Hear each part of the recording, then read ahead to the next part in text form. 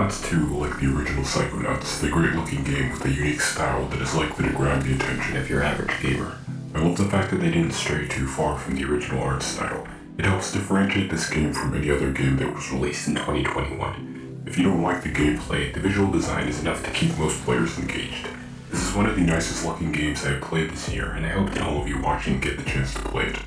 Psychonauts 2 takes gameplay that is common in 3D platformers and adds a unique twist. Ras has several unique abilities that you can use to blast, burn, or smash enemies.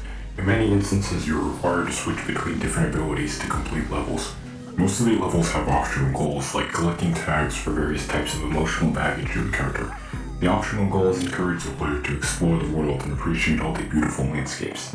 Psychonauts 2 is moderately challenging and should satisfy fans of the original game. Psychonauts 2 has plenty of good lessons to teach players. These lessons teach the player about things like creative problem solving, empathy, and relationships. The plethora of problems that you are required to solve is bound to make you think outside the box. Along the way, you begin to understand what the root of these issues are and the impact it had on the characters.